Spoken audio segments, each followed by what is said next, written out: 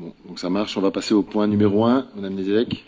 Alors, si vous me permettez, Monsieur le maire, j'ai un petit mot de Monsieur Pierre Augor, qui, n'étant pas présent, nous a fait parvenir ce mot-là. Donc, mesdames et messieurs les chers collègues, Monsieur le maire, c'est aujourd'hui le dernier conseil municipal de la mandature, et pour ce qui me concerne, le dernier conseil municipal tout court. Je n'y suis pas présent, vous le savez pourquoi. Mais j'ai une grande pensée pour ce lieu solennel, cette salle que j'aurais pratiquée pendant presque 34 ans, dont presque 18 ans en tant que maire. Ce conseil est aussi celui des comptes avec le ROB, qui amène toujours des débats. À la vue des éléments sur la situation des comptes 2025, il me semble que l'on peut être fier des résultats obtenus. Et j'en prends, si vous me le permettez, Monsieur le maire, ma part de responsabilité. Le bilan est bon et donne des perspectives nouvelles pour assurer les mutations nécessaires pour la collectivité. Vous les avez bien appréhendées, Monsieur le maire. Et nous n'avons pas besoin de révolution ou de renverser la table pour assurer la continuité de notre collectivité qui, je le répète, est toujours classée première dans les villes où il fait bon vivre. Je voulais aussi, Monsieur le maire, vous remercier pour avoir pris de mes nouvelles sur ma santé très régulièrement. Je voulais aussi vous féliciter, car vous avez pleinement assumé votre rôle de maire suite à ma démission pour raison de santé. Vous avez démontré que vous étiez à la hauteur pour assurer les destinées de la commune, avec humilité et conviction. C'est ce qu'il faut pour Guilher. Une continuité sans révolution ni démagogie. Le temps de l'émotion est pour moi passé. Je n'ai pas non plus de nostalgie, car je sais que nous partageons les mêmes ambitions et perspectives pour garder la place que Guilher mérite dans la construction de notre métropole brestoise. Un très grand merci à ceux qui ont participé à cette épopée et bon vent à Guilher et à ses habitants. Signé Monsieur Pierre Augor. Merci. Merci, Isabelle. Alors, si vous me permettez, le point numéro 1, donc c'est le compte-rendu de la délégation générale du conseil municipal au maire. Donc, décision numéro 2026-01, marché de travaux pour la création d'une chaufferie bois avec réseau de chaleur, passation d'un avenant numéro 2 au marché public conclu par la société Le Bihan pour le lot numéro 6, chauffage et ventilation. Montant initial du marché, 298 439,46 €. Pour mémoire, montant de l'avenant numéro 1, 1 440 € hors taxe, bien sûr. Montant du marché après avenant numéro 1, 299 879,46 €. Pour mémoire, montant de l'avenant numéro 2, 1 259,20 €.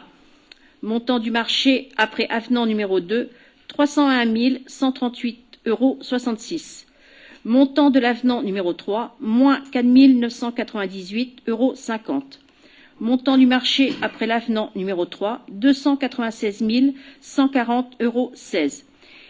Désignation des prestations retirées du marché des embouages des réseaux de l'école, en date du 14/1/2026.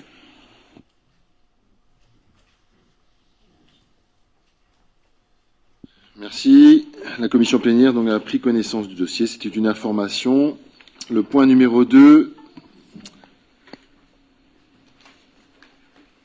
François, il y a un petit problème technique. Avec des problèmes techniques aujourd'hui.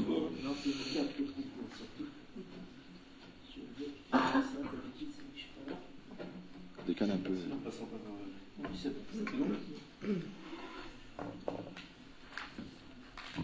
C'est bon, François? Oh, ça va aller là. Merci bien. Bon, donc le rapport d'orientation budgétaire, effectivement, c'est un passage obligé pour toutes les communes de plus de 3500 habitants. Ce rapport sert de support en fait pour alimenter le débat d'orientation budgétaire. Il a fait déjà l'objet d'une présentation en commission, commission plénière pour l'occasion. C'est un rapport un petit peu particulier cette année puisque donc c'est le dernier de la mandature également, avec donc en investissement, mais on y reviendra. Des prévisions qui ne reprennent en réalité que ce qui est déjà fléché, et le reste sera affecté par l'équipe municipale qui sera en place. Et juste petit rappel également, donc les élections municipales ayant lieu en mars, les communes et leurs groupements ont jusqu'au 30 avril pour voter leur budget et leur taux de fiscalité. Bien évidemment, et petite précision en préambule, comme tous les ans, c'est que les données chiffrées qui sont indiquées dans ce rapport sont appelées évidemment à évoluer en fonction des nouveaux éléments connus avant le vote du budget primitif et des arbitrages réalisés.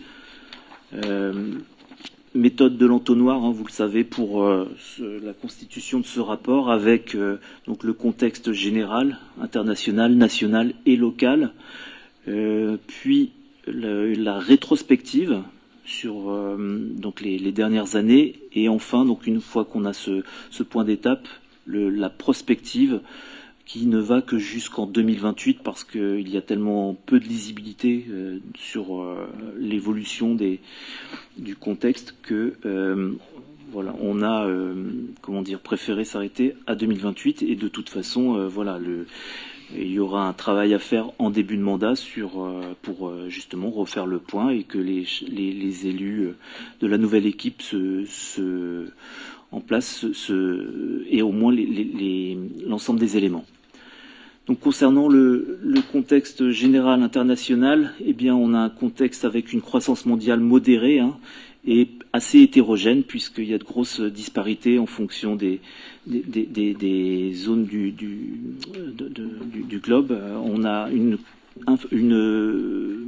un PIB, une croissance du PIB qui est très importante en Asie, ça l'est moins en Europe. On a justement donc en Europe une reprise qui est lente, fragile, et par contre un ralentissement de l'inflation, puisque vous le savez, et c'est pour ça que c'est toujours important de faire ce petit point d'étape, c'est que l'inflation, on était, nous, collectivités locales, directement impactés les dernières années. Donc on est tous impactés, toutes les collectivités sont impactées par le contexte national, international. On a des risques et des incertitudes qui sont persistants, avec la poursuite des conflits internationaux, un durcissement des relations commerciales et internationales, une fragilité du système financier, et puis donc des coûts induits par les événements climatiques. Nous, on l'a eu avec Ciarán, on l'a bien vu, ça a pesé lourd dans le budget. Au niveau économique, du contexte économique et budgétaire français, eh bien, on a une croissance qui est modérée, mais qui malgré tout est résiliente. On a une croissance de PIB en 2025 qui est de 0,9%, donc moins de 1%, et on stagne autour de 1% pour les années à venir, donc 2026 à 2028. On a une inflation par contre qui a connu une forte décrue en 2025, on était à 0,9%. Pour mémoire aussi, cette inflation, le taux d'inflation connu au mois de novembre, sert de base pour revaloriser les bases donc dans le cadre des contributions directes. Donc ça, c'est un point important. Et donc la prospective se base sur les éléments communiqués établis par l'INSEE, par la Banque de France. Enfin, on essaye de voir un petit peu, de faire une moyenne de ce qui se dégage en termes de prospective sur l'inflation, pour pouvoir faire notre propre prospective, c'est dur à dire, sur l'évolution des contributions directes. Je ne vais pas m'appesantir plus longtemps sur le contexte international, national, puisque c'est assez long de voir la rétrospective, même si je ferai plus court qu'en commission. Juste quand même pour rappel, on a toujours des pistes qui sont évoquées au niveau national pour participer, pour résoudre les différents problèmes auxquels nous sommes confrontés. Mais ça impacte aussi, nous, les collectivités, puisqu'on a le FCTVA, il avait été évoqué à l'époque, et c'est pas sans incidence sur notre section d'investissement, il avait été évoqué que le taux de compensation serait revu à la baisse. On a des hausses de taux de cotisation, puisque, vous le savez, au niveau des retraites, c'est compliqué, et donc on a des hausses de taux de cotisation à la CNRACL, la caisse de retraite des agents titulaires de la fonction publique, qui vont augmenter qui ont augmenté et qui vont continuer à augmenter jusqu'en 2028 de manière très sensible. On risque d'avoir un recentrage ou au moins une diminution de certains dispositifs de soutien à l'investissement. Et tout ça, se conjugué, ça fait que, d'une part, ça joue sur l'absence de lisibilité, et puis ça joue aussi sur la nécessaire prudence en termes de prospective. Du coup, je vais aller directement à l'analyse rétrospective. Voilà. Donc, le premier tableau, puisqu'on va commencer par les recettes de fonctionnement, l'évolution des recettes, vous l'avez ici sur le graphique, avec donc la répartition par chapitre depuis 2019 jusqu'à 2025. On voit que l'essentiel des recettes est constitué par les impôts et taxes, le chapitre 73, et cette part a tendance à augmenter. On passe de 66% à 73%, 66% en 2019, 73% en 2025. Et c'est inversement proportionnel, cette augmentation, à l'évolution des dotations de l'État, puisque, on le voit, on était à 24% en 2019, on n'est plus qu'à 18%. C'est le principe des vases communicants. S'il y a moins de recettes, s'il y a moins de dotations, il faut bien que les collectivités trouvent les recettes quelque part, et ça se fait sur les contributions directes. Le reste des chapitres est relativement insignifiant par rapport à, non pas en importance, mais en montant par rapport à l'ensemble, au total des recettes, puisque les produits des services représentent 5% du total des recettes, et le reste, on arrive à 2,80%.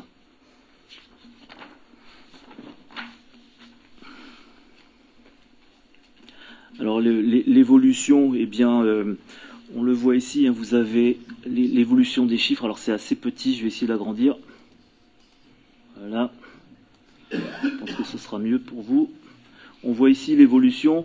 Les recettes de fonctionnement, elles se subdivisent en différents chapitres. On a des atténuations de charges qui correspondent principalement au remboursement sur rémunération.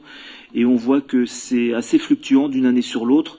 On avait connu une forte baisse en 2024. Et c'est essentiellement lié à des reports de versements. C'est pas linéaire. Et donc il y a certains versements qui arrivent avec quelques mois de retard. On les a reçus en 2025 et donc on voit qu'on a une augmentation de 76% sur ce chapitre-là. Ça ne veut pas dire qu'on a plus d'arrêts de maladie, ça veut simplement dire que les versements ont été effectués plus sur l'exercice ultérieur. J'aurais dû commencer par là. De manière générale, on voit qu'on a une augmentation de environ 5% de nos recettes entre 2024 et 2025.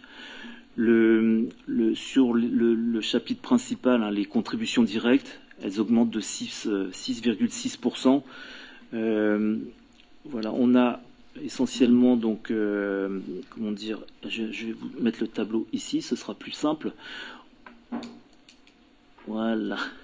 On voit l'évolution des contributions directes. Ici, vous voyez que ça évolue progressivement. Les contributions directes ne sont qu'une composante de ce chapitre, mais une composante importante. Le deuxième poste, ce sont les droits de mutation. Et là, on voit qu'il y a des fluctuations importantes d'une année sur l'autre. 2024 ayant été assez mauvais, on va dire, en termes de volume de vente immobilière. Et ça impacte directement le budget. Pour rappel, les départements, eux, sont encore plus impactés que nous, puisqu'ils perçoivent une recette, un pourcentage de recettes liées aux droits de mutation qui est plus conséquent. Mais toujours est-il que vous voyez cette fluctuation là, on est passé de 312 000 quand même en 2021 à 195 000 en 2024. Donc c'est assez conséquent. L'assise sur l'électricité, donc la taxe sur l'électricité, elle fluctue également, elle a fluctué l'an dernier puisqu'on avait eu des régularisations de taxes d'une année sur l'autre. Et par conséquent, là on est revenu sur un rythme normal, on va dire. Donc notre prospective, on le verra tout à l'heure, est calibrée sur la recette de 2025.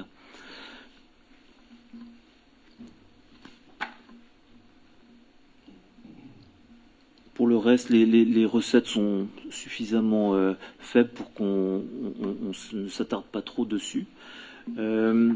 Concernant les produits des services, eh bien, nous avons ici l'essentiel des produits des services correspondent, ils sont ici, voilà, 4,78% quand même d'augmentation. Ça concerne principalement les recettes liées à la cantine et à la garderie. Donc en fonction de l'évolution des effectifs, ben voilà, ça va impacter les recettes liées à ce chapitre.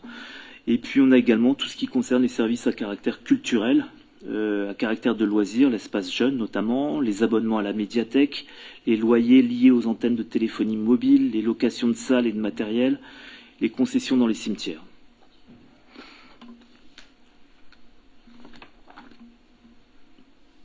Concernant les dotations, puisque c'est un poste important également, les dotations, on en parlait tout à l'heure, elles ont plutôt tendance à diminuer d'une année sur l'autre.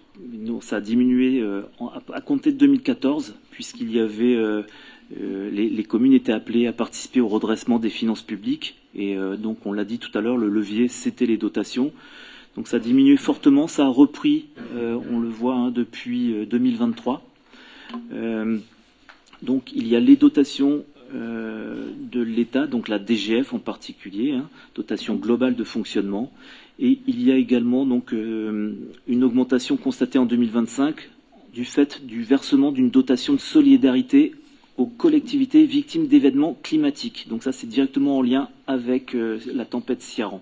Vous voyez, on ne l'a reçu qu'en 2025.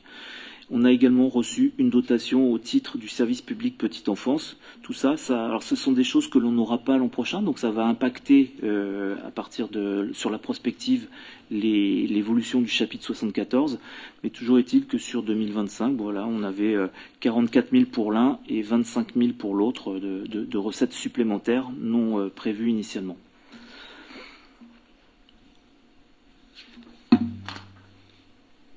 Un petit focus peut-être justement sur l'évolution de la DGF, sur le graphique ici qui est assez parlant. On le voit par rapport à 2015, eh bien l'évolution de la DGF, vous voyez en orange, c'est les recettes en moins. Et ça a tendance à reprendre un petit peu.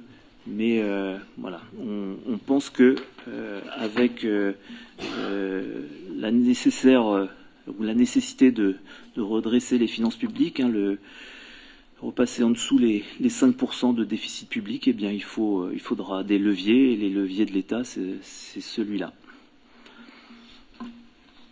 Vous l'avez dans le document qui vous a été remis, 3 composantes dans la DGF, dotation forfaitaire, dotation de solidarité rurale et dotation nationale de péréquation, avec donc pour ces 3 dotations, leur évolution sur le graphique que vous avez sur le document et l'évolution globale ici. On voit bien les principes des vases communicants. Si ça diminue d'un côté, ça remonte de l'autre, mais la somme, elle, reste très très stable. Concernant les produits de gestion courante, eh bien, donc on avait, alors cette année, ça n'a pas été le cas, et donc on a une diminution sensible de 154% quand même, mais ça, c'est pas d'inquiétude, c'est lié à un versement ponctuel correspondant à l'excédent du budget annexe du lotissement Quad-Bihan, donc versement qui a été effectué en 2024. On n'a pas d'excédent de lotissement tous les ans, et donc cette année, évidemment, ce chapitre a diminué nettement. Et en produits exceptionnels, chapitre 77, nous avons eu donc une somme de 260 000 € qui correspond à la cession du bâtiment 14 rue Charles Le Hir, l'ancien bâtiment de la Poste.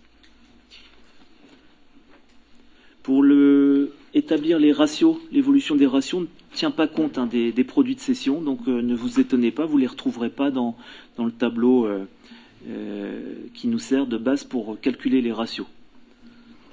Si vous n'avez pas de questions sur les recettes de fonctionnement, pardon, on va parler des charges de fonctionnement avec le même graphique, le même principe, l'évolution depuis 2019 de nos charges de fonctionnement par chapitre, avec donc un chapitre 12, masse salariale, qui constitue la principale dépense de notre section de fonctionnement, qui tourne autour de 52% environ. D'une année sur l'autre, ça va fluctuer, mais vous voyez qu'en 2020-2021, nous sommes montés à 53%, près de 54% même en 2021-2022. Donc, ce qui importe, c'est de pouvoir maîtriser ce chapitre, bien évidemment. Et après, donc, le deuxième poste le plus important en termes de dépenses au niveau de la section de fonctionnement, eh bien, ça va être les charges à caractère général, puisque donc ça, ce sont toutes les dépenses qui servent à faire fonctionner la collectivité. Je pense notamment aux fluides pour chauffer les bâtiments. Je pense aux fournitures de produits alimentaires pour le restaurant scolaire, les assurances, etc. L'entretien des bâtiments, voilà, tout ce qu'il faut pour faire tourner la boutique.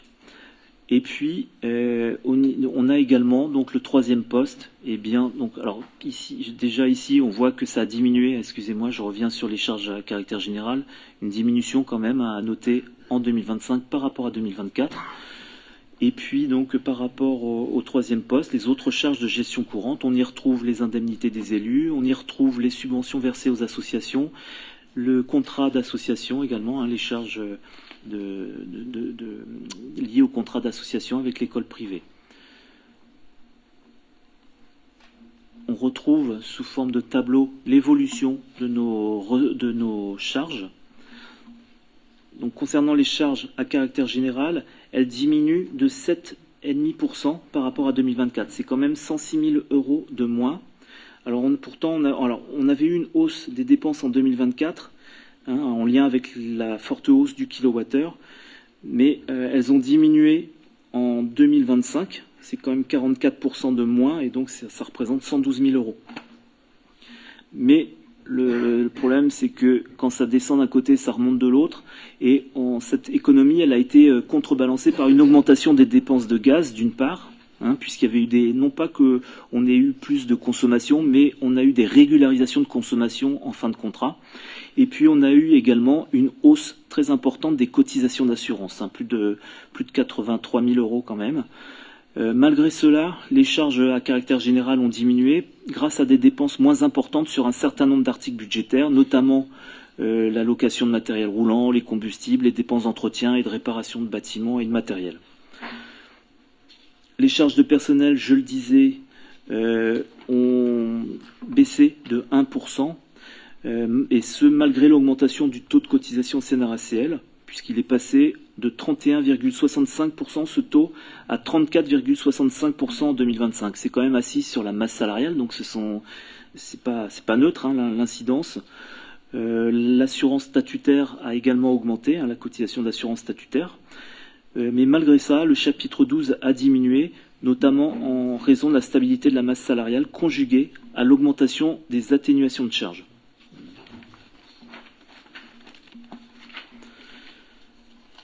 Les atténuations de produits, on le voit ici, je vais peut-être rester sur ce tableau. Les atténuations de produits, ça correspond au transfert de compétences vers la métropole, et donc à ce titre, la collectivité verse une somme relativement conséquente à la métropole, mais ça c'est relativement stable. Après, dans ce chapitre, on l'avait évoqué en commission, on y retrouve également le prélèvement au titre de l'article 55 de la loi SRU. Il a été plus important en 2025 par rapport à 2024 suite à une régularisation. Concernant les autres charges de gestion courante, elles ont augmenté de 15% environ, notamment, il n'y a pas que ça, mais en lien avec la participation aux dépenses de fonctionnement de l'école privée, et c'est mathématique. Si les effectifs augmentent, eh bien c'est proportionnel à cette hausse des effectifs multiplié par le coût d'un élève dans le public. Les charges financières, par contre, elles, on le voit ici, on avait une très très nette hausse en 2023 liée à l'augmentation des taux.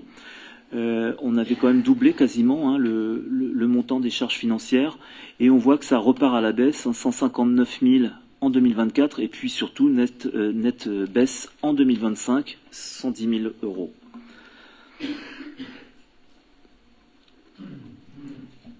Donc si vous n'avez pas de questions ni sur les recettes ni sur les dépenses de fonctionnement sur la période de 2019 à 2025, eh bien on va pouvoir évoquer, je vais y arriver, les ratios de la collectivité.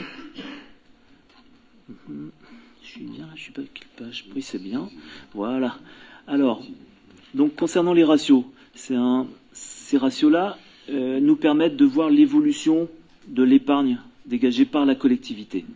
On prend nos dépenses réelles et nos recettes réelles.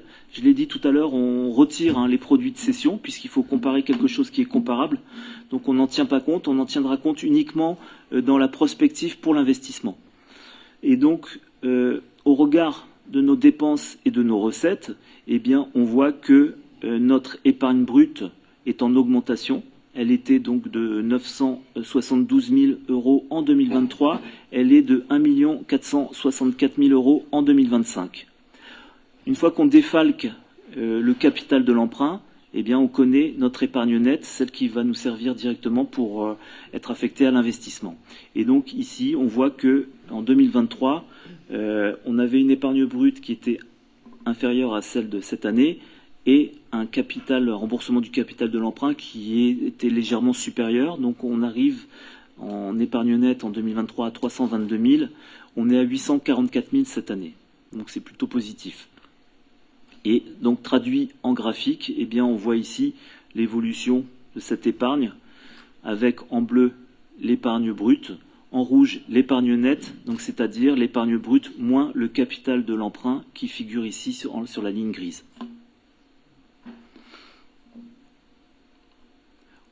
Donc partant de là, on voit que l'évolution du taux d'épargne brute est favorable.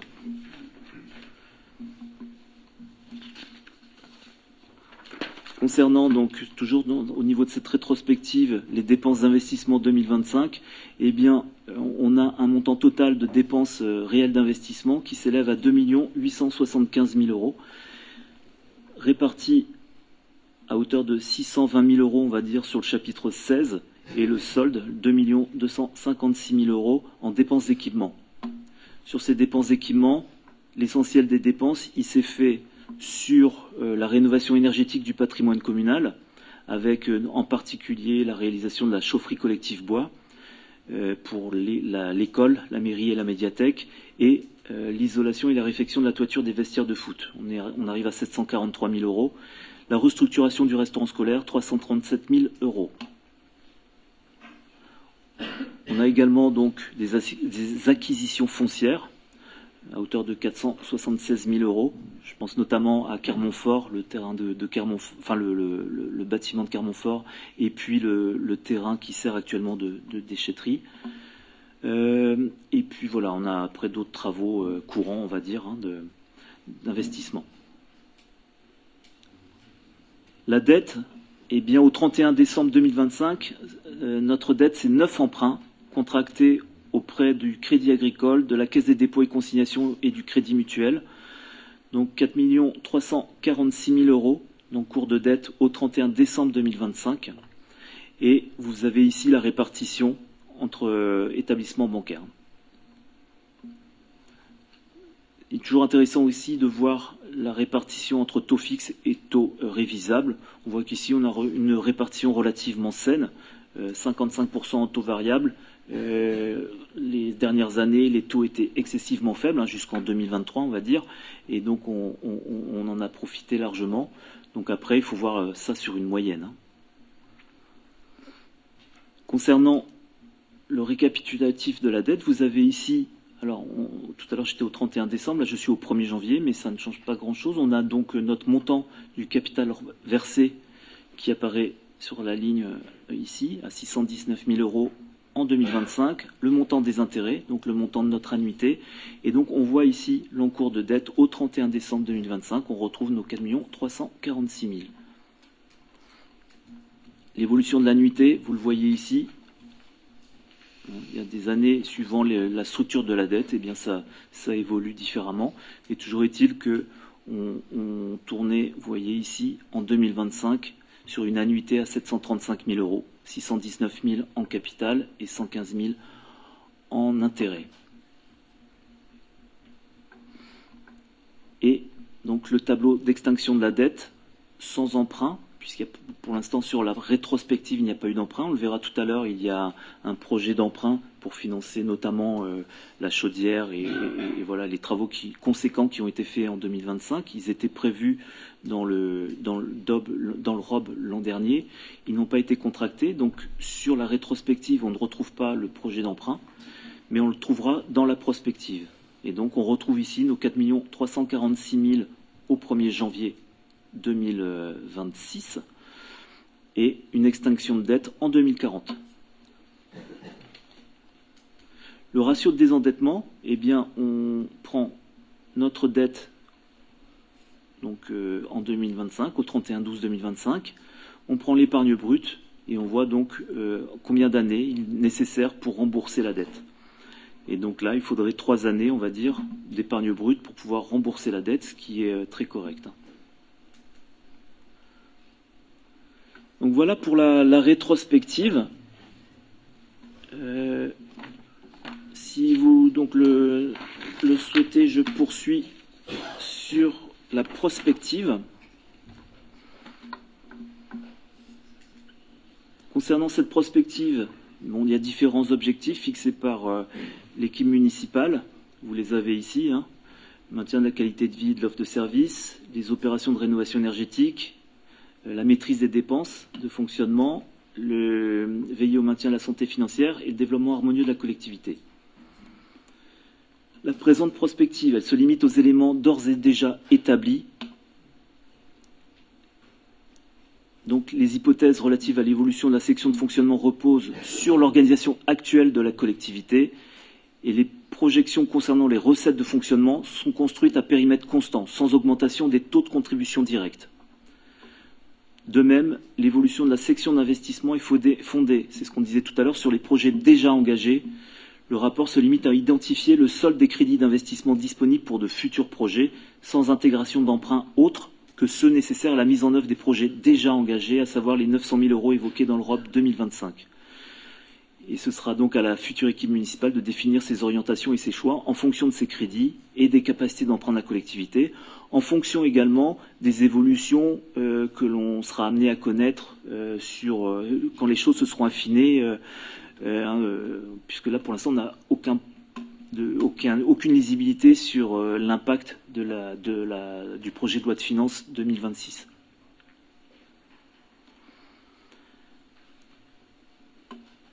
L'idée, c'est évidemment de concerner la bonne dynamique, puisqu'on a toujours ce risque d'effet ciseau. Et donc on va voir ici l'évolution des produits de fonctionnement. Je vais aller directement sur le tableau récapitulatif, ce sera plus simple, et je le commenterai en direct. Voilà, ici. Vous avez ici, donc, alors je suis reparti d'un peu plus loin, mais l'important, c'est de voir les prévisions, évidemment, 2026, 2027, 2028.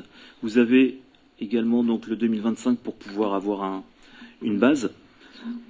Concernant les atténuations de charges, déjà, nous commencer par le commencement, le total général, eh bien, nos recettes, vous voyez, c'est une estimation prudente, elles augmentent de 0,90%, 0,9%, donc même pas 1%. Essentiellement du fait de cette absence de lisibilité.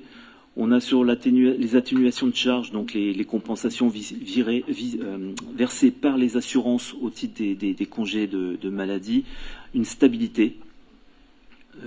Concernant les produits des services, eh bien, ils ont progressé de 19 000 euros en 2025, mais cette augmentation, elle était principalement due à des régularisations de redevances d'occupation du domaine public. Donc, notre prospective, elle, Elle se base sur une diminution du chapitre en 2026 parce qu'on n'aura plus ces régularisations, puis une augmentation d'environ 2% par an en 2027 et 2028. On le voit ici. Concernant les impôts et taxes, eh bien, on a eu une baisse conséquente en 2023 et 2024, avec notamment les droits de mutation, ce qu'on a évoqué tout à l'heure. On a le fonds de péréquation qui a diminué, donc la prospective sur les droits de mutation, eh bien, on prévoit une diminution de 10% de la recette en 2026, donc ça représente quand même 30 000 € de moins, et une reprise en 2027, excusez-moi, notamment en lien avec les ouvertures à l'urbanisme de Kerma-Bivin et de Kérébars. Donc 5% en 2027 et 2028. Le fonds de péréquation des ressources communales et interco, merci. C'est gentil. Excusez-moi. Merci. Le fonds de péréquation des ressources communales, il a diminué de 4%, un peu plus même, en 2025, et on tape sur une diminution encore de cette recette-là. La taxe sur l'électricité, on a dit tout à l'heure, on stabilise. Donc tout ça, et puis les contributions directes, qui, elles, sont établies, on l'a dit, sans évolution des taux. On tape juste sur une revalorisation des bases, qui est donc établie sur la base de l'évolution potentielle du taux d'inflation. Et donc, avec tout ça, on arrive en 2026 à une augmentation de notre chapitre 73 de 1,25%, 2,52 en 2027 et 2,46 en 2028. Donc, estimation plutôt prudente, mais voilà, compte tenu de l'absence de lisibilité, c'est préférable. En 2026, les dotations, subventions et participations diminuent. Elles diminuent notamment en lien avec la potentielle diminution des dotations versées par l'État, notamment au niveau de la DGF. Elle diminue également puisqu'on avait eu des recettes exceptionnelles en 2025 que l'on n'aura pas en 2026. Et puis, on a stabilisé les recettes de la CAF, par contre, à 230 000 €. Et tout ça donc, nous amène à une diminution conséquente quand même de notre chapitre 74, de plus de 8%, presque 9% on va dire, en 2026.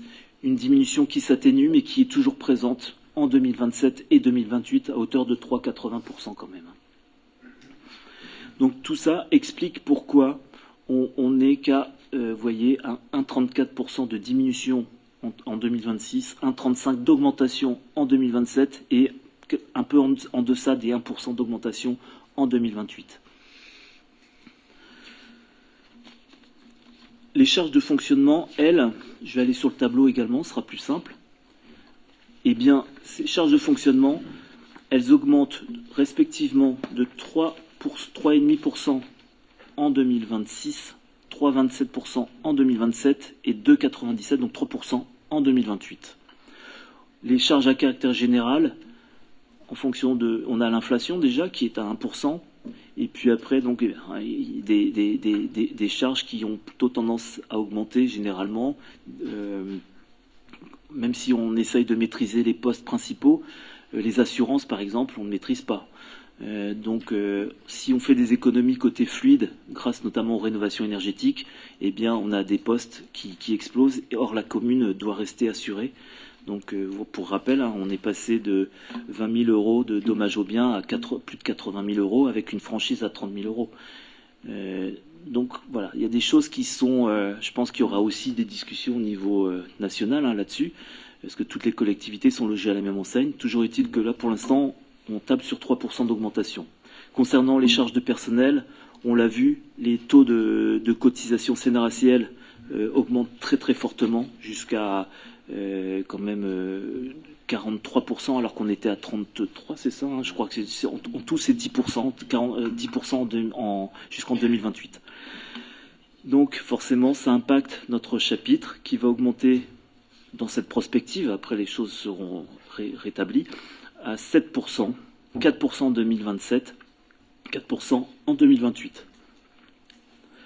Les autres produits, attendez, je vais y arriver, ici, les atténuations de produits n'évoluent pas, hein, ça reste identique, et par contre, les autres charges de gestion courante, eh bien, ils évoluent de 50%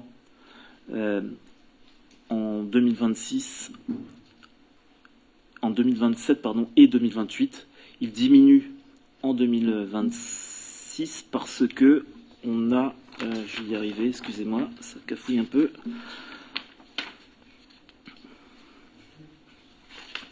Voilà.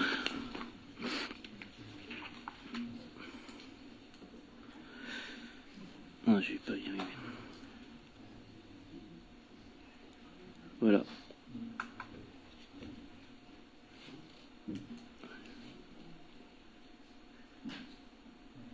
Oui, donc on a une diminution de 3%, ce qui ne représente que 28 000 € en réalité. Hein. Ça, c'est en lien avec un certain nombre de cotisations. Et il y a eu des rattrapages de cotisations. Les charges financières, elles, par contre, donc sont en diminution, malgré donc l'impact d'un emprunt de 900 000 €. Et ça, c'est un point important. Hein, c'est que il faut pouvoir maîtriser. On voit que la collectivité a une marge de manœuvre en termes d'emprunt, puisque il n'y a pas eu d'emprunt depuis 5 ou 6 ans, 5 ans. Donc, malgré l'emprunt, eh bien, on voit que les charges financières diminuent. Et donc, ça nous amène au ratio, de même que l'on a vu tout à l'heure l'évolution des ratios sur la rétrospective de 2020 à 2025, et bien là, on voit l'évolution des ratios dans notre prospective sur la période 2026-2028, avec donc une épargne brute qui est en diminution, puisqu'on a quand même une certaine prudence dans l'évaluation des recettes, et puis donc des charges qui augmentent. Donc forcément, ça impacte l'épargne brute. On passe à 1 137 000. Et par contre, compte tenu de la diminution du capital de la dette, eh bien, l'épargne nette reprend vigueur à partir de 2028. Tout ça, pour rappel, hein, c'est hors revalorisation des taux. Hein. Donc la baisse anticipée dès 2026 s'explique par un ralentissement attendu de la dynamique des recettes, une probable diminution des dotations de l'État, hein, conjuguée à l'évolution plus soutenue des dépenses de fonctionnement. Cette évolution des charges résulte en particulier de la poursuite de l'augmentation des cotisations d'assurance, des incertitudes persistantes concernant le coût de l'énergie, la hausse des charges de personnel, notamment en lien avec l'évolution des taux de cotisation. Malgré le recul de l'épargne brute, c'est ce que je disais, l'épargne nette remonte à partir de 2028. Mais il convient de rester vigilant et donc de refaire absolument régulièrement notre prospective puisque quelques pourcents, vraiment jouer sur quelques pourcents sur les chapitres, eh bien ça impacte de manière exponentielle le montant de l'épargne dans un sens comme dans l'autre.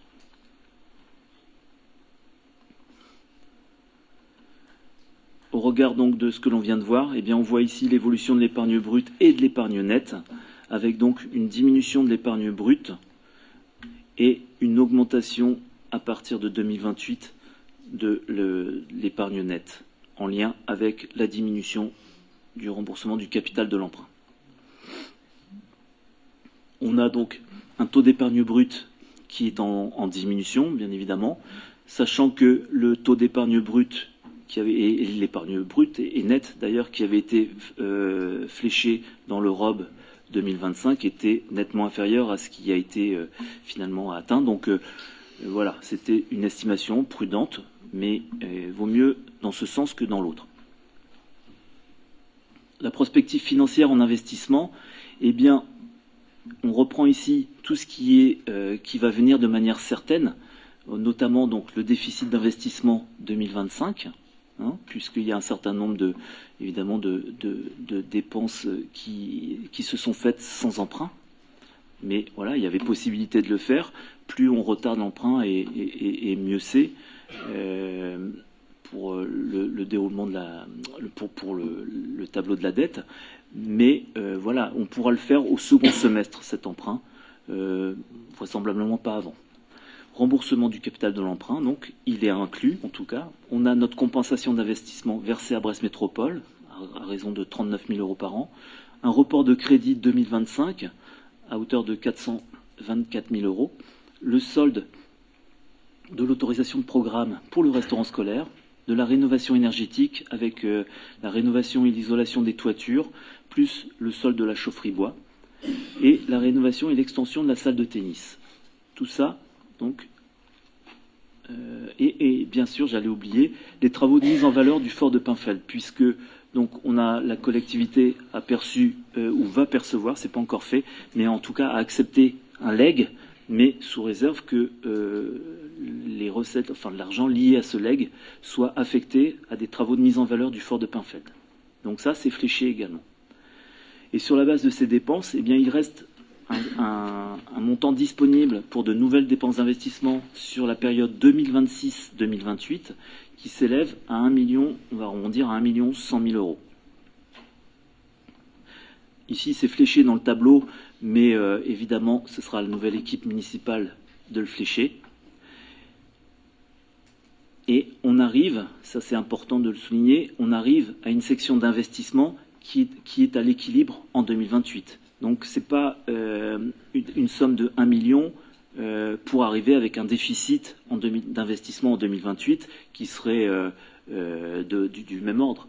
Non, là, c'est à minima 1 100 000 € en fonction de l'évolution de la section de fonctionnement. Et voilà, il y aura peut-être possibilité de faire d'autres choses. Et donc, pour financer ce programme, eh bien, la collectivité elle dispose de ses ressources propres via sa capacité d'autofinancement.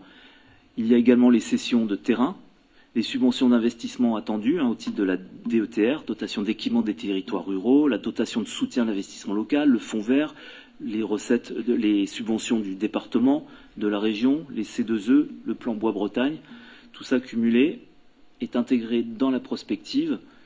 L'emprunt, donc pour l'instant il n'y a qu'un emprunt de 900 000 €, il pourrait y en avoir d'autres, ça ce sera au choix de la nouvelle équipe. Et puis il y a le FCTVA qui lui est proportionnel aux dépenses d'investissement réalisées.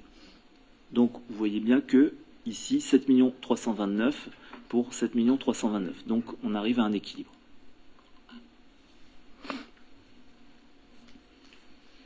Voilà. Si la collectivité souhaite, et ça c'est une certitude, engager des dépenses d'investissement supplémentaires, eh bien ça se fait soit par l'augmentation de l'épargne nette, par des subventions d'investissement supplémentaires et le recours à l'emprunt. Sur cette base, eh bien, la capacité de désendettement de la collectivité, elle figure dans le tableau ici. Je vais essayer de réduire un peu pour qu'on le voit dans son ensemble. Voilà. Donc je vous disais tout à l'heure, on avait sur la rétrospective le tableau qui figure en bleu. Vous avez ici en vert eh bien, l'évolution de la dette avec les 900 000 €. Donc l'impact si l'emprunt est contracté à la fin de l'année ou au second semestre 2026, eh bien on retrouve ici notre capital de l'emprunt restant dû en 2027. Et on voit qu'au lieu de s'éteindre en 2040, la dette s'éteint en 2041, puisque la prospective se base sur un emprunt de 900 000 sur 15 ans. On retrouve ici notre ratio de désendettement qui, compte tenu de l'épargne brute dégagée, de la dette au 31 décembre, nouvel emprunt compris, eh bien, se situe à 4 années. Ce qui reste tout à fait correct. Vous voyez que on tournait plus autour de 6 années en 2023, ou pas loin. Donc on reste dans des zones très, très confortables. Voilà, monsieur le maire. Merci François. Je vais faire la conclusion de ce débat d'orientation budgétaire qui chaque année est un moment essentiel de la vie municipale. Il ne s'agit pas d'une simple obligation légale, mais d'un rendez-vous de responsabilité et de clarté, au cours duquel mon équipe et moi-même partageons avec vous une photographie fidèle de la situation financière de notre commune, des choix que nous assumons et des perspectives qui s'ouvrent pour l'avenir. Ce débat intervient cette année dans un contexte particulier. L'année 2026 sera celle des élections municipales. Et dans ce cadre, nous avons fait le choix de bâtir une prospective d'investissement fondée principalement sur les projets déjà engagés. Ce choix est pleinement assumé. Il traduit notre volonté de proposer une trajectoire budgétaire sérieuse, réaliste et responsable. Certains qualifieront cette approche de prudente. Je la revendique. Cette prudence n'est ni une frilosité ni un manque d'ambition. Elle est la condition indispensable de la sincérité budgétaire et du respect des équilibres financiers de la commune. Il appartiendra à la future équipe municipale de définir les grandes orientations structurantes du prochain mandat. Ce rapport d'orientation budgétaire a par ailleurs été élaboré sans connaître à ce stade le projet de loi de finances pour 2026, comme l'a dit François. Aucune certitude ne nous est donnée sur l'évolution des dotations de l'État, ni sur les dispositifs d'accompagnement financier dont pourraient bénéficier les collectivités. Cette absence de visibilité nous impose une vigilance accrue et renforce la nécessité d'une gestion rigoureuse. Cette incertitude budgétaire s'inscrit dans un contexte national et international toujours instable. Les tensions géopolitiques persistent et si l'inflation semble aujourd'hui se stabiliser, la situation économique reste fragile. Le pouvoir d'achat des ménages se redresse progressivement, mais demeure exposé aux aléas. Ces éléments ont un impact direct sur les finances locales, tant sur nos dépenses que sur nos recettes. Face à ce contexte, notre ligne de conduite est claire et constante. Préserver une dynamique saine de fonctionnement. Concrètement, cela signifie que nous veillons à ce que les dépenses de fonctionnement évoluent moins vite que les recettes. C'est le socle d'une gestion responsable que nous appliquons avec constance depuis le début de ce mandat. Les charges de personnel, qui constituent une part importante du budget de fonctionnement, font naturellement l'objet d'une attention particulière. Cette vigilance n'enlève rien à la reconnaissance que j'exprime au nom de toute l'équipe municipale envers l'engagement, le professionnalisme et la qualité du travail des agents communaux. Elle traduit simplement notre volonté de garantir dans la durée l'équilibre financier de la commune. La rétrospective budgétaire montre que cette stratégie porte ses fruits. En 2025, malgré un contexte marqué par des coûts de l'énergie encore élevés et une augmentation très significative des primes d'assurance, les dépenses réelles de fonctionnement sont restées stables par rapport à 2024. Dans le même temps, les recettes de fonctionnement ont progressé de 5% hors produit de cession. Ces résultats sont le fruit d'une gestion rigoureuse des dépenses et d'un travail constant d'optimisation et de sécurisation des recettes. Cette trajectoire nous a permis d'améliorer sensiblement la situation financière de la commune. En 2025, l'épargne nette est en hausse et dépasse désormais le capital de l'emprunt. Notre ratio de désendettement reste inférieur à 3 années. Ces indicateurs traduisent clairement la solidité financière de Guilherme et la qualité de la gestion conduite par son équipe. Je tiens à souligner avec force, cette rigueur budgétaire n'a jamais été menée au détriment du service public local. Le cadre de vie, le soutien du tissu associatif, au commerce de proximité, à l'activité économique et aux services publics du quotidien sont restés au cœur de nos priorités. Cette attention constante est reconnue comme en témoigne, une nouvelle fois, cette année, le classement de Guilherme parmi les villes les plus attractives. Pour la période de prospective 2026-2028, les investissements sont volontairement ciblés et cohérents. Ils portent notamment sur la rénovation énergétique du patrimoine communal, la salle de tennis et l'extension du restaurant scolaire Chateaubriand. Au-delà de ces projets identifiés, l'effort d'investissement se concentrera sur l'entretien, la modernisation et l'adaptation de nos équipements communaux, afin de répondre aux besoins de la population et aux exigences réglementaires et environnementales. Nous restons toutefois lucides. L'absence de visibilité sur l'évolution des recettes, conjuguée à la hausse mécanique de certaines charges, comme les assurances, les cotisations, les contraintes réglementaires, font peser un risque réel d'effet ciseau. La contribution demandée aux collectivités au redressement des finances publiques nationales pourrait encore accentuer cette pression.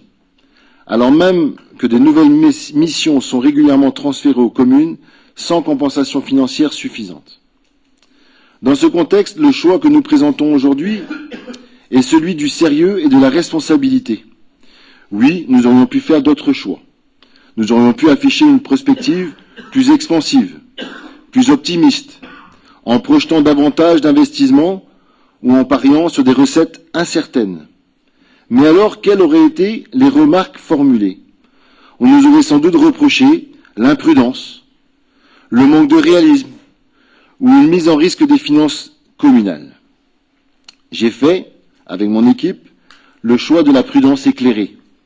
Un choix qui protège la commune, sécurise son avenir et laisse à la prochaine équipe municipale une situation financière saine, des marges de manœuvre réelles et la capacité de bâtir un projet ambitieux pour Guilherme.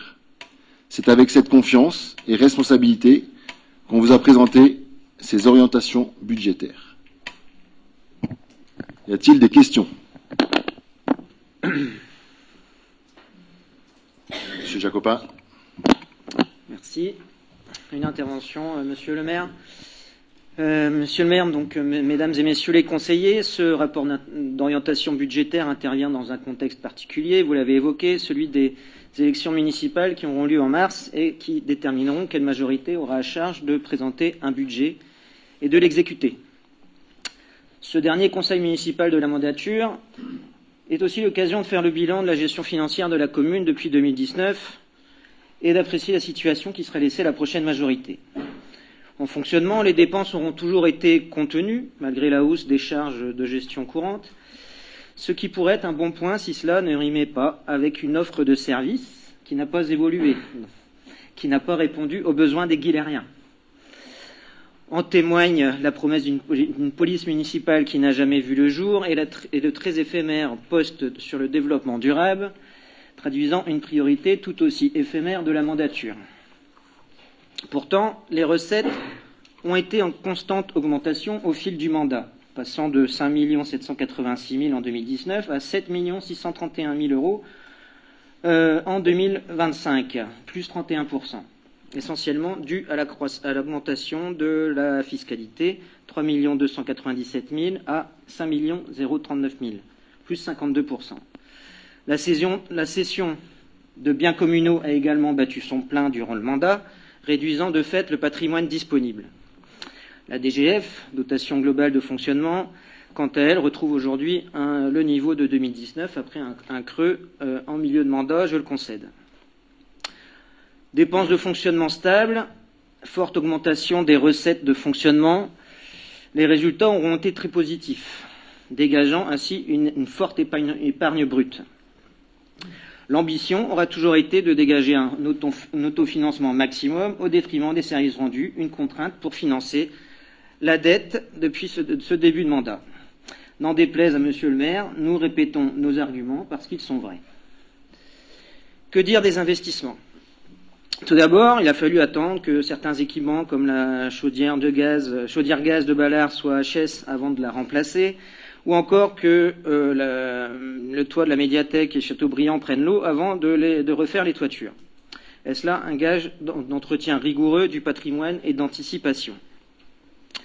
Ensuite, les orientations de programme, de manière générale, n'ont cessé de faire le yo-yo et de glisser dans le temps, donnant l'impression de naviguer à vue. L'autorisation de programme rénovation énergétique, par exemple, a été dotée initialement de 4,2 millions, avant d'être révisée à 1,1 million 6 mois plus tard, et quelques mois encore plus tard, se stabiliser à 2,1 millions. Difficile d'y voir clair. Je ne cite pas le projet de la salle de tennis, incontournable, nous sommes d'accord, monsieur le maire, mais qui pèsera sur le prochain mandat.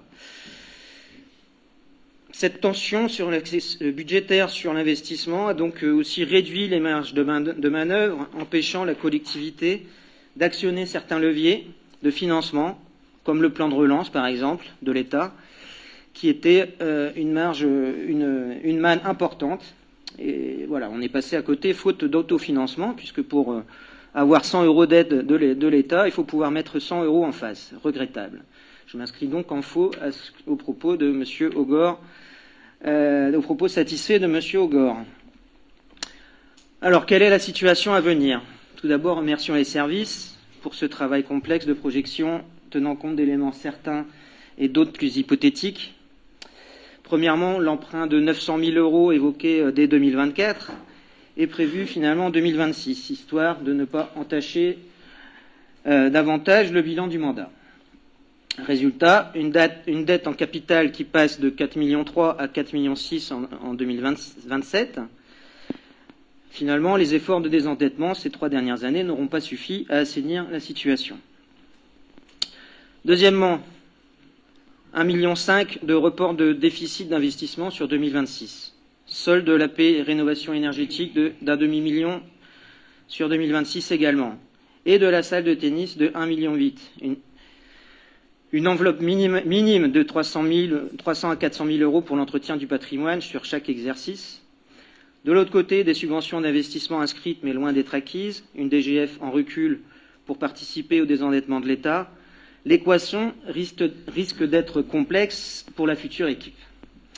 La prospective dresse donc un tableau peu reluisant, estimant à seulement 1 million d'euros la marge de manœuvre en investissement sur les 3 prochaines années. N'oublions pas, ce legs est autant celui de M. le maire que de la nouvelle opposition de M. Collat, qui a largement contribué pendant ces 2 mandats. En conclusion, nous prenons acte de la situation financière de la commune. Il faudra faire preuve d'imagination et d'abnégation. Un changement de paradigme s'impose. Une nouvelle équipe pour une vision nouvelle. Nous sommes prêts à relever le défi. Merci, Monsieur Jacopin. Je répondrai après que Madame Morvan ait parlé, ce sera plus simple. Ça pourrait se croiser. Pas tellement. Mes chers collègues, le document qui nous est présenté aujourd'hui est techniquement construit et j'en remercie les services. Je regrette qu'il demeure essentiellement descriptif et comptable. Un rapport d'orientation budgétaire ne peut se limiter à un état des lieux. Il doit éclairer les choix, assumer des priorités et donner une perspective. J'ai entendu quelquefois ce soir que la vision relèverait de la prochaine équipe municipale, après les élections de mars. Mais jusqu'au dernier jour du mandat, vous êtes responsable de la trajectoire engagée. Les orientations budgétaires prises aujourd'hui engagent la commune au-delà de l'échéance. L'absence de cap exprimée dans ce document n'est donc pas neutre. Elle constitue en elle-même un choix, votre choix. Je voudrais donc évoquer quelques points. Premièrement, une absence de mise en perspective territoriale. Aucune analyse n'est faite de notre position au sein de la métropole brestoise. Pourtant, l'une des métropoles les plus intégrées de France, ni même de l'état des finances de la métropole, qui, je le rappelle, ont été fortement impactées par le projet Mon Réseau grandit. Cette intégration influence pourtant nos compétences, nos investissements, notre attractivité, nos marges de manœuvre financières. De même, aucune mention de l'évolution démographique de la commune n'est faite. Or, la dynamique de population conditionne les besoins en équipement, la politique scolaire, les services aux aînés et bien sûr nos recettes fiscales. Sans cette lecture territoriale et démographique, l'analyse budgétaire reste donc incomplète. Je constate également que le logement est le grand absent du débat. La question du logement, pourtant centrale pour l'avenir de la commune, n'est pas abordée. Le logement conditionne l'attractivité, le renouvellement des générations, les recettes fiscales et l'équilibre social. Ne pas intégrer cette dimension dans une réflexion budgétaire prospective pose question. Enfin, en tout cas, à nous. Semble-t-il pas à vous. Ensuite, dans ce rapport, on parle de la DGF, qui est expliquée comme étant stable, en apparence seulement.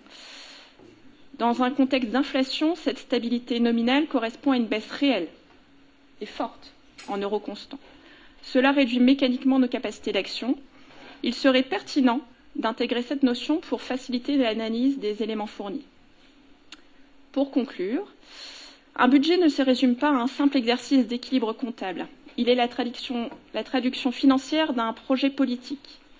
Et précisément, le rapport d'orientation budgétaire est le moment où cette vision doit être exposée, assumée et débattue. C'est lui qui fixe la trajectoire, les priorités, les arbitrages à venir. Dans un contexte national, international et climatique incertain, la prudence est nécessaire. Mais la prudence ne peut pas tenir lieu de cap. elle doit s'inscrire dans une stratégie claire. Or, dans ce rapport d'orientation budgétaire, nous ne voyons ni hiérarchisation des priorités, ni perspective pluriannuelle structurée, ni ambition clairement formulée pour la commune. Ce que nous regrettons, ce n'est pas un manque de chiffres, c'est un manque de vision, votre manque de vision. Merci. Alors, merci. Ah, il y a encore une autre intervention. Oui, mais ça va être beaucoup plus soft. Il n'y aura pas de voilà un peu de tendresse dans un monde de brutes. Avant de clore ce dernier conseil municipal, je tenais à prendre la parole pour remercier les agents de notre commune.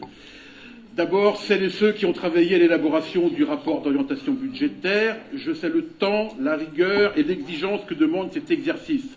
C'est un travail souvent peu visible, mais absolument essentiel. Le document présenté aujourd'hui est le reflet d'un grand professionnalisme, d'une connaissance fine de notre collectivité et d'un sens des responsabilités que je tiens à saluer. Mais au-delà de ce rapport, je souhaite remercier l'ensemble des agents municipaux, ceux que l'on voit, ceux que l'on ne voit pas, ceux qui sont sur le terrain dès le matin, ceux qui accueillent le public, ceux qui entretiennent nos bâtiments, accompagnent les enfants, soutiennent les associations et assurent le bon fonctionnement quotidien de notre mairie. Tout au long de ce mandat, j'ai pu mesurer leur engagement, leur disponibilité et leur attachement profond au service public. Dans un contexte parfois complexe, avec des contraintes fortes et des attentes légitimes des habitants, ils ont toujours répondu présent avec sérieux et sens du devoir.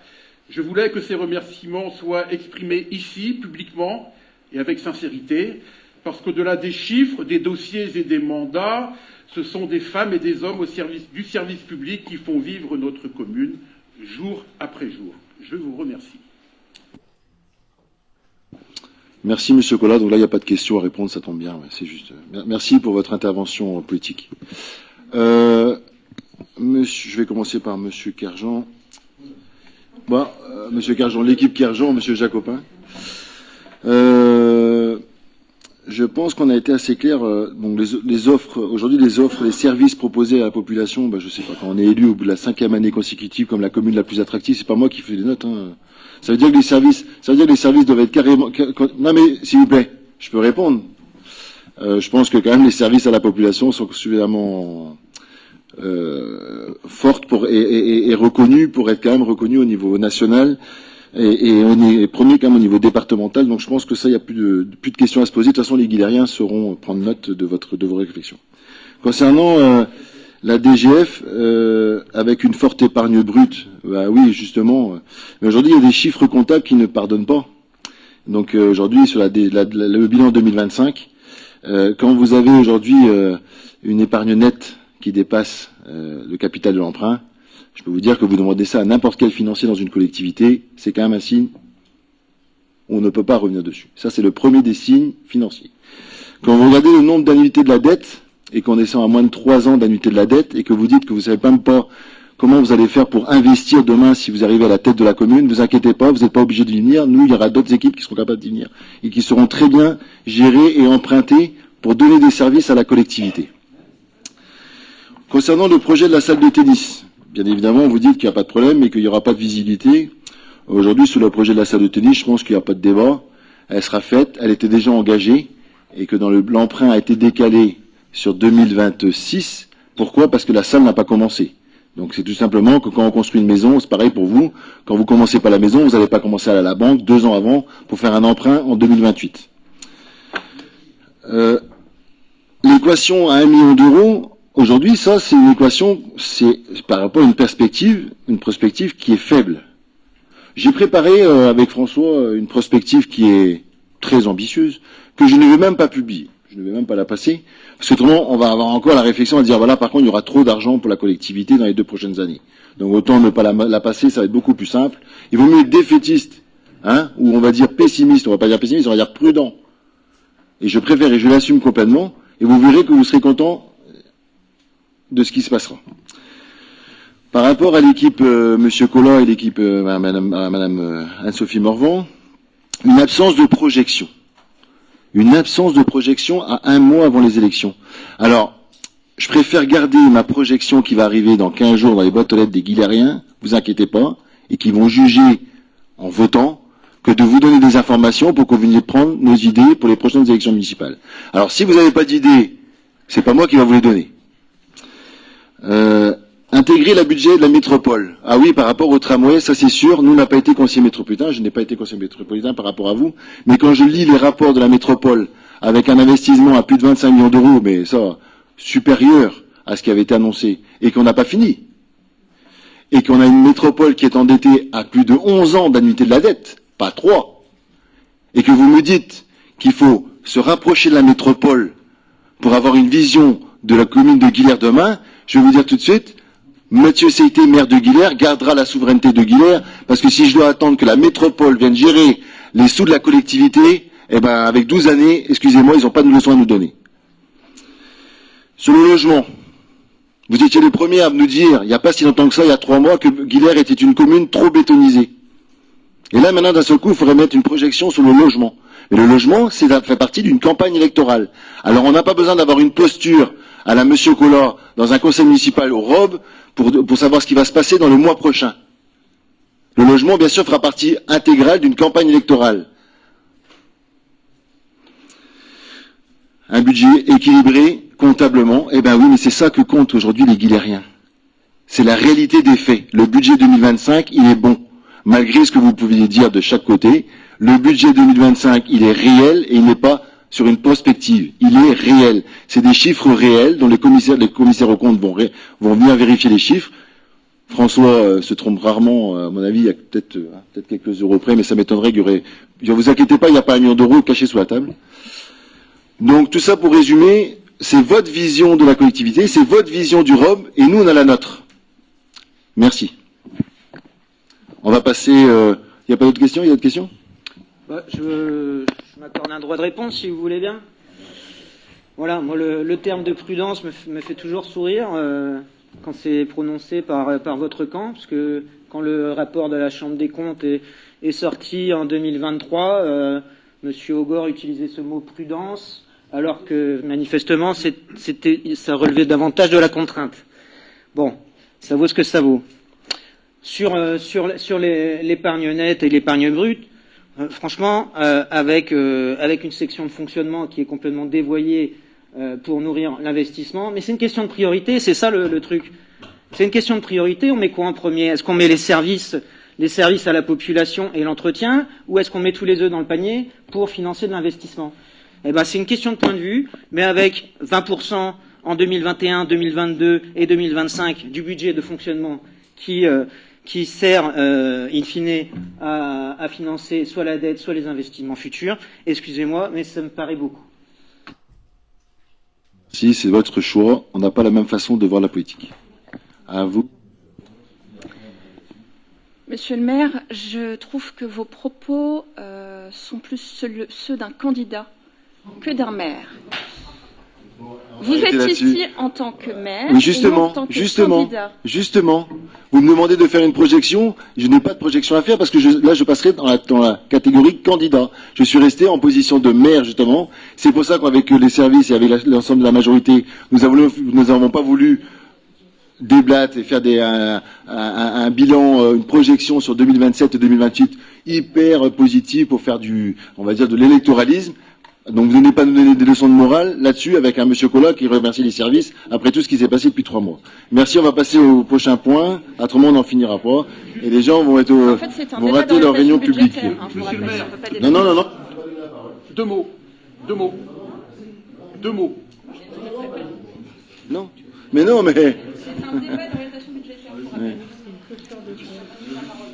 Ouais.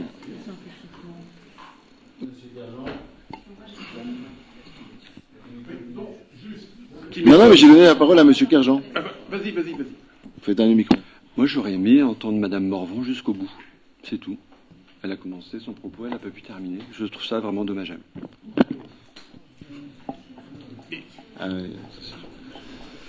En dehors du fond, du robe, chacun ses opinions, moi, ce qui m'étonne, c'est la forme et votre ton.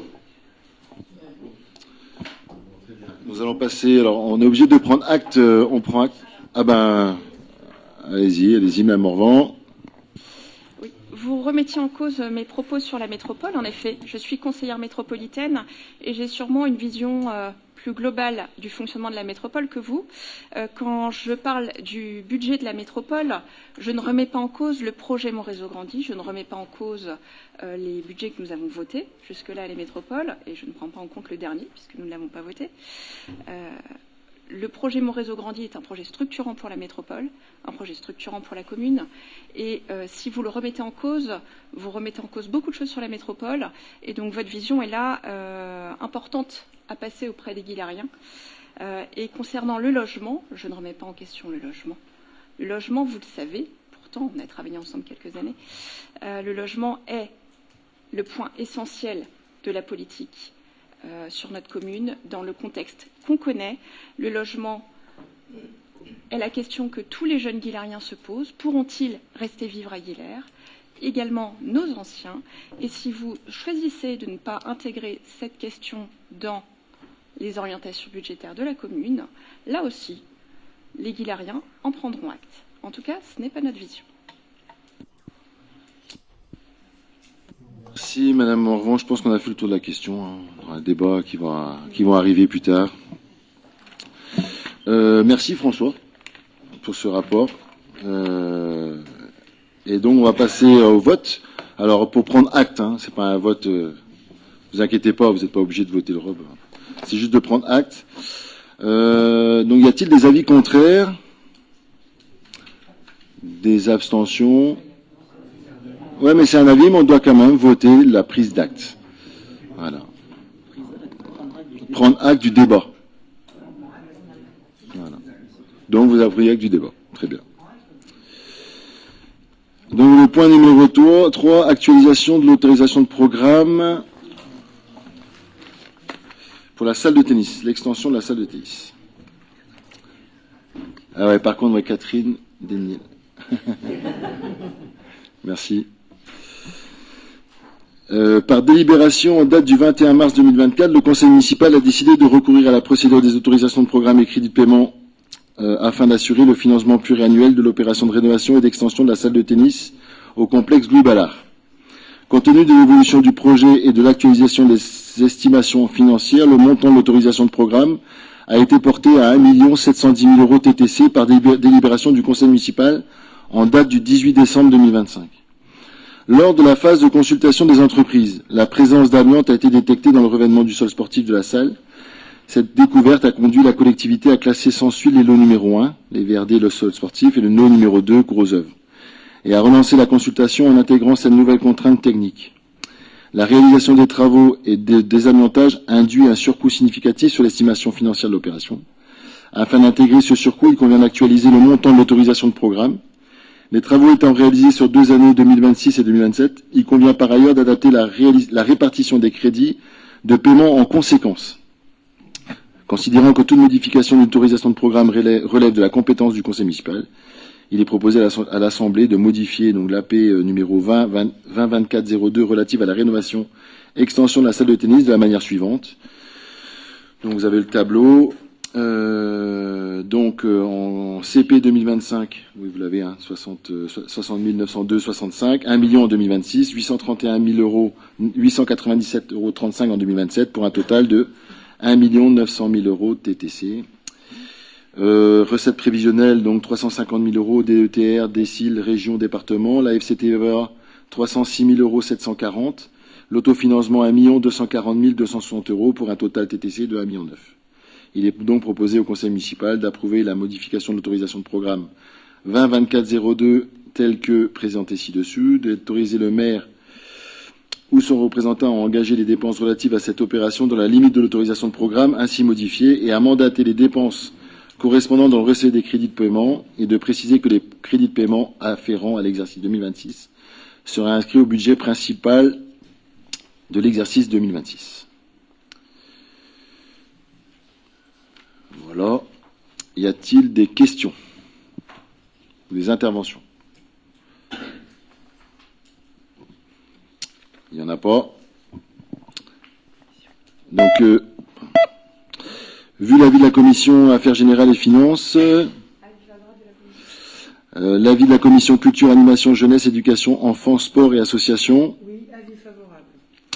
Donc nous allons passer au vote. Y a-t-il des gens qui ne prennent pas part au vote? Y a-t-il des avis contraires? Des abstentions? Unanimité, merci.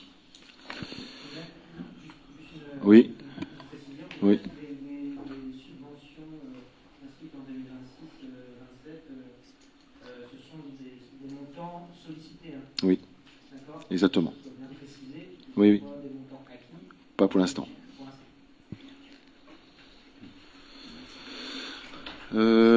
Point numéro 4, Madame Sophie Gavarche.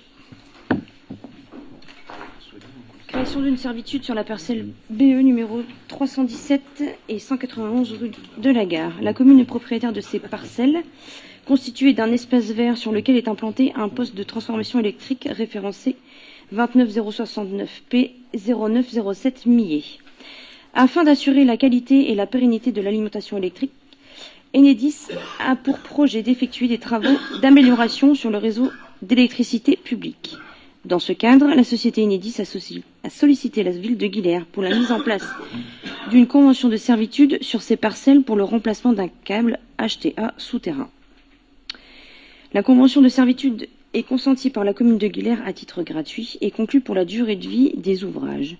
Le libre accès aux canalisations est accordé à la société Enedis pour l'installation et la maintenance des ouvrages électriques.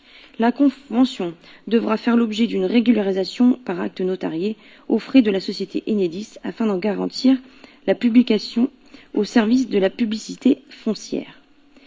Il est proposé au conseil municipal d'approuver la convention que vous avez reçue, d'autoriser monsieur le maire à signer la convention des servitudes avec Enedis, d'autoriser monsieur le maire à accomplir toutes les formalités pour l'exécution de la présente délibération.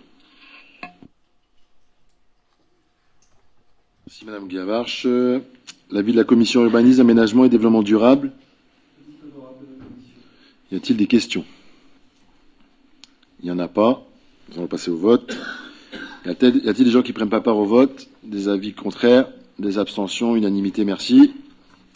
Point numéro 5. Monsieur Cadalin. Présentation du bilan 2025 du dispositif de gouvernance de proximité de l'espace public et approbation du programme de travaux de proximité voirie et espace vert pour l'année 2026. Le contrat de proximité territoriale définit l'organisation mise en place entre Brest Métropole et les communes membres sur certaines compétences métropolitaines qui donnent lieu à une gestion de proximité. Chaque commune est invitée à délibérer sur le dispositif de gestion de proximité. Sont ainsi annexés à la délibération les programmes de travaux de proximité de l'année en cours, dont la programmation a été confiée par la métropole à la commune. Un bilan des demandes d'intervention sur l'espace public enregistré via l'outil Relations aux administrés. Donc petit 1, l'élaboration des programmes de proximité 2026. Suite à la remontée par les communes et quartiers brestois de leurs souhaits de programmation de travaux pour l'année 2026, ceux-ci ont fait l'objet d'analyses par les directions concernées, puis de discussions dans le cadre des réunions de gouvernance de l'espace public qui se sont déroulées en octobre et novembre 2025. Les programmes tels qu'issus de ces échanges sont annexés à la présente délibération, donc en annexe 1. Les programmes de travaux sont mis en œuvre par les services de Brest Métropole sous l'autorité des vice-présidents de territoire, dans la limite des enveloppes financières définies et en fonction des critères adoptés en bureau communautaire. La métropole s'engage à respecter ces programmes ou à revenir en débattre dans les communes. En petit 2, la gestion de la relation aux usagers en matière d'intervention sur l'espace public. Dans le cadre du contrat de proximité, l'outil numérique Relations aux administrés ERA est utilisé par l'ensemble des communes, des services de la métropole et de la plateforme téléphonique pour recenser les demandes d'intervention sur l'espace public. De même, les demandes rédigées par les habitants sur les sites des communes se transforment en fiches ERA. Une fois modérées par les mairies, les demandes sont transmises aux services métropolitains pour traitement. Les demandes d'intervention sur l'espace public enregistrées sur l'outil ERA progressent de manière constante depuis plusieurs années. En 2025, 370 demandes d'intervention concernant le territoire de Guilherme ont été enregistrées dans l'outil ERA. La présente délibération comporte en annexe le bilan des signalements effectués en 2025 sur la commune de Guilher, donc en annexe 2.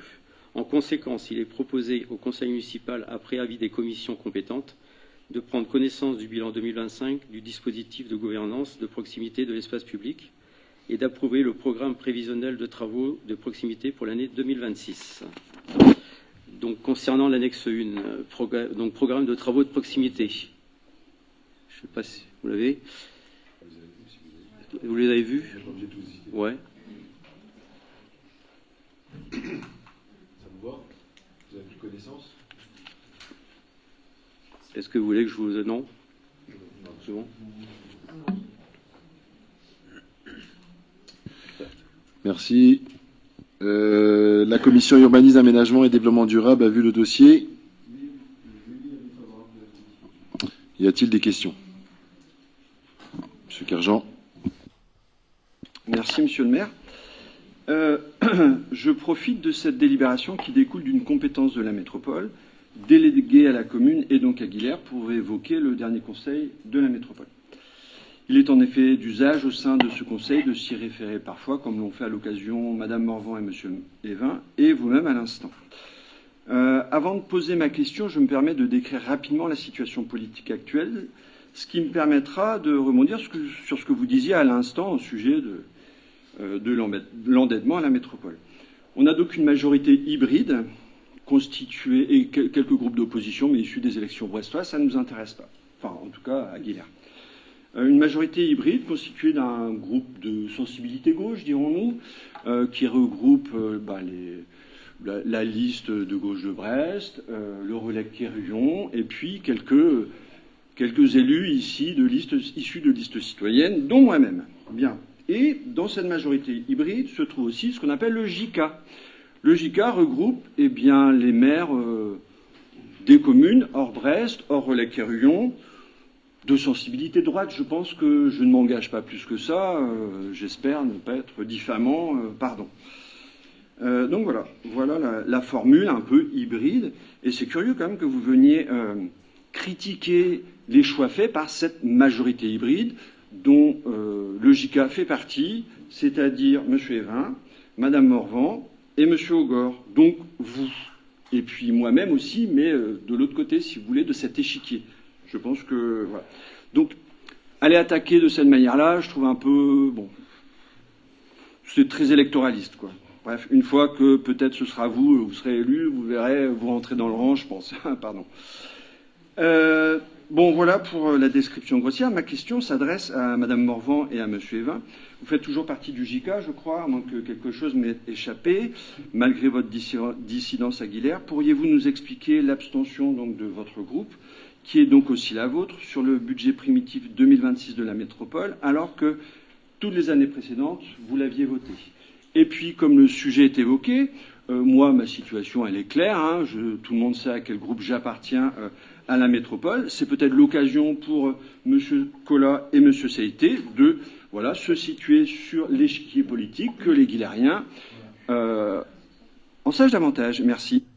Ah, Monsieur Kerjean, merci de votre intervention, mais c'est pas du tout le lieu ni l'endroit de donner.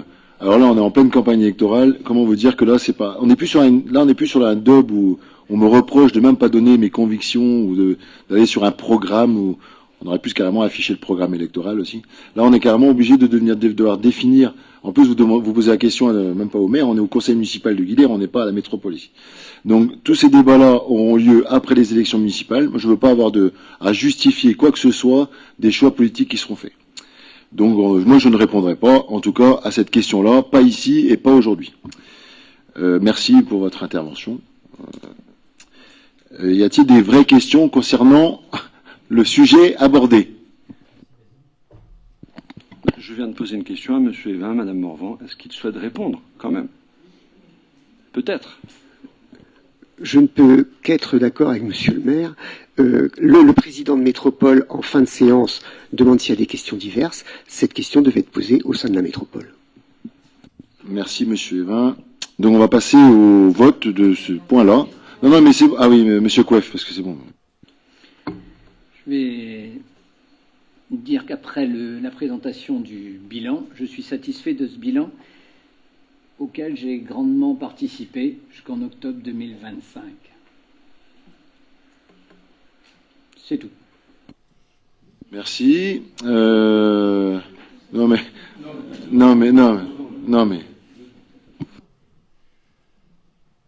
Je suis circonspect par la réponse de M. Evin qui est venu, et Mme Morvan, qui sont venus 2-3 fois me chatouiller sur les sujets métropolitains en conseil municipal. Oui, mais Monsieur Kerjean, je suis d'accord avec vous, mais on va pas refaire tous les débats qu'il y a eu à la métropole avec le stade de foot, on va pas, on est au conseil municipal de Guilherme ici.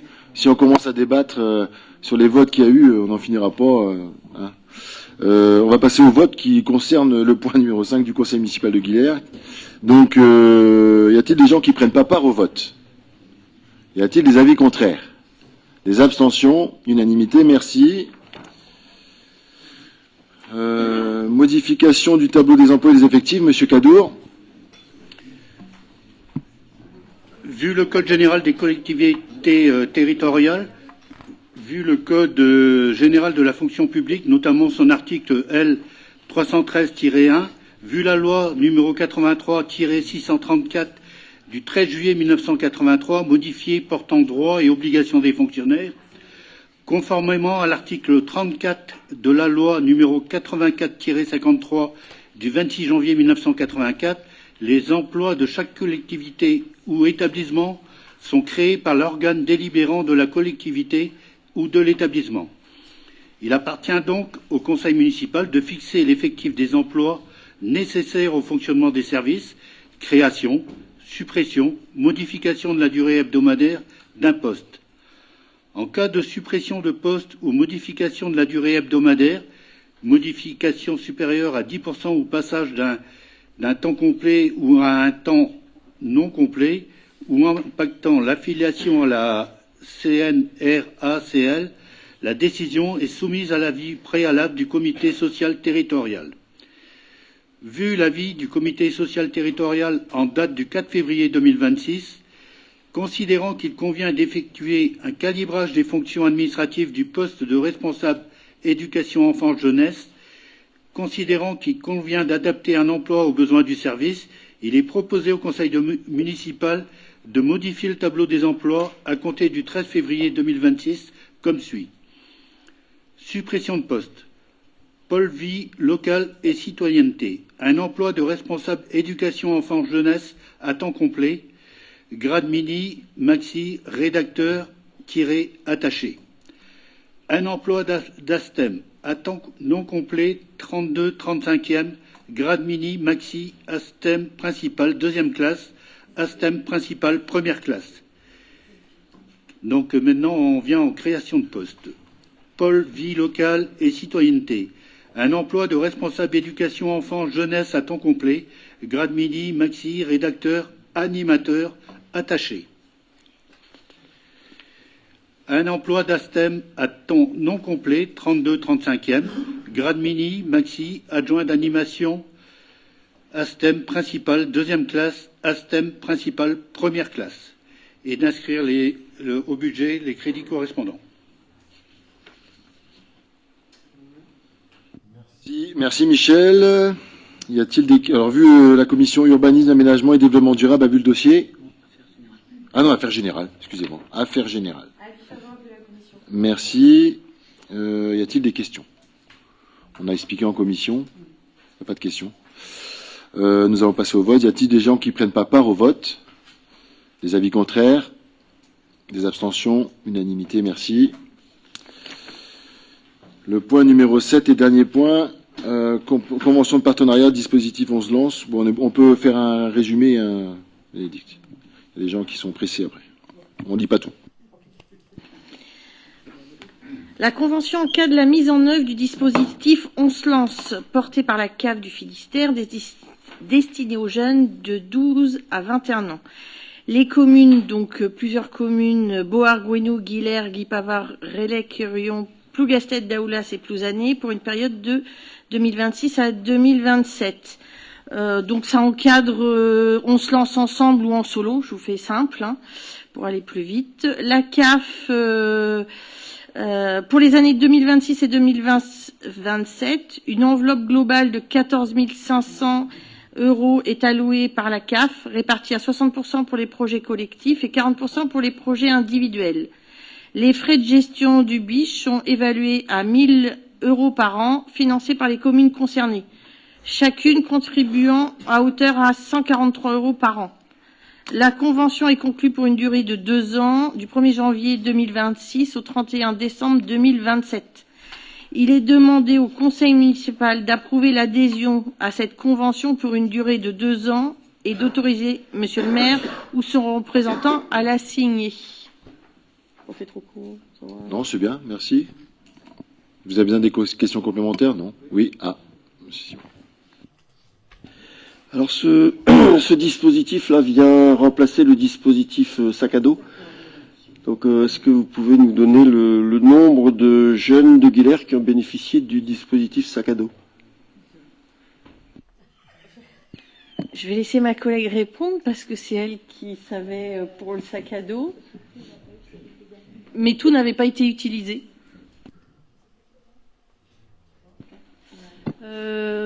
Donc l'été dernier, nous avons eu un groupe de 4, si je me souviens bien, qui ont bénéficié de ce dispositif-là, où nos animateurs de l'Espace Jeune les ont aidés à monter leur projet, voilà, pour de passer de bonnes vacances.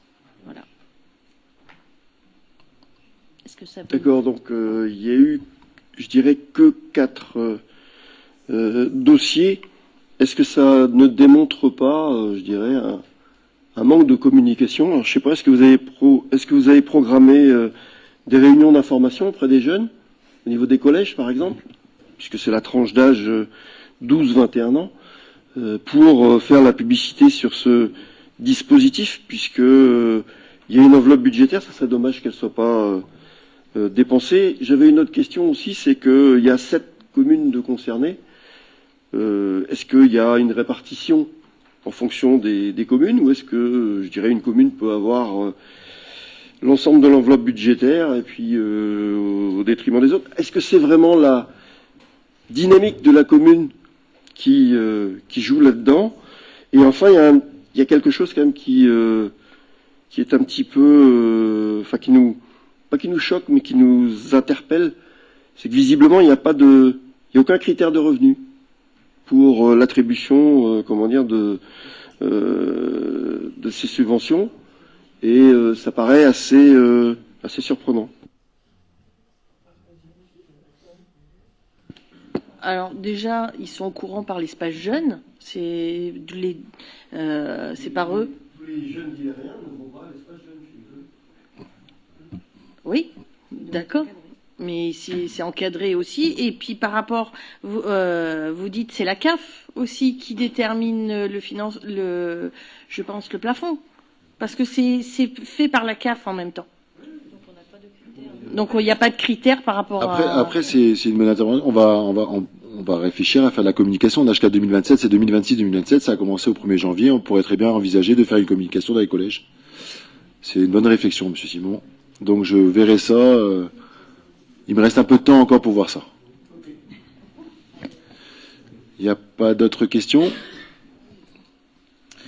Nous allons passer au vote. Y a-t-il des gens qui ne prennent pas part au vote? Des avis contraires? Des abstentions? Unanimité, merci.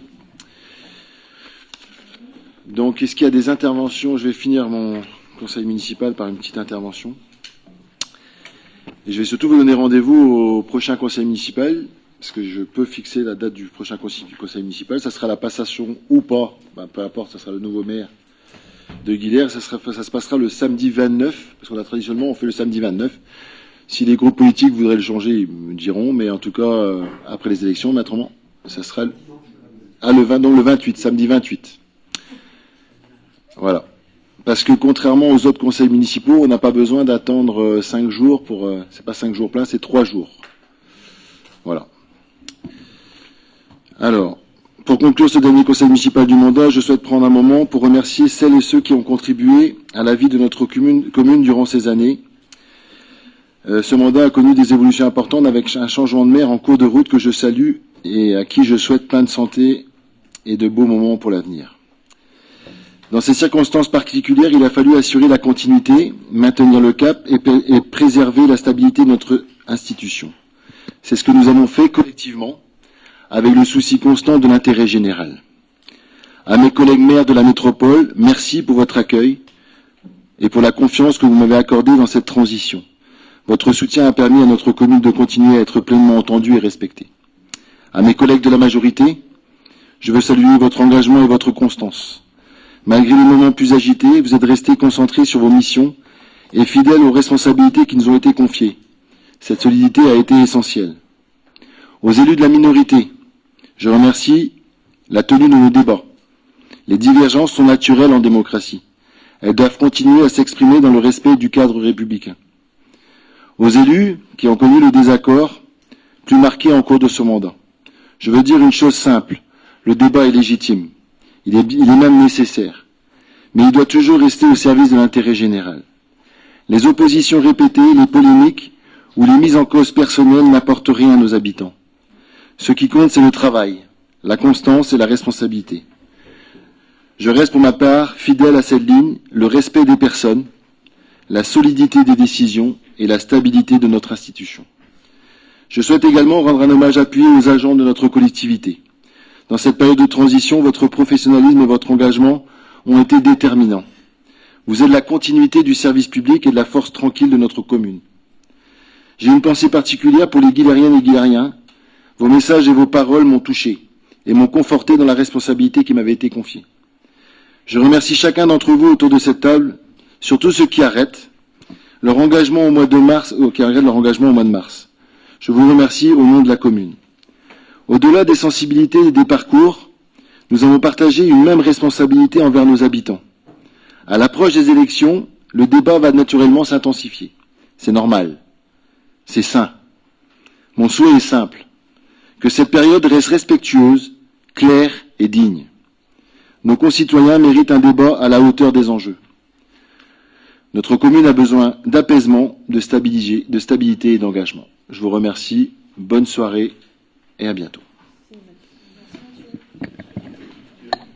J'ai juste une question pratique, si vous voulez bien. On doit rendre les tablettes à la fin du mandat. Je voulais savoir comment on fait, à qui on les rend, quand. Alors, c'est Madame Roudotte qui vous amènera en fait un message quand les listes seront déposées officiellement.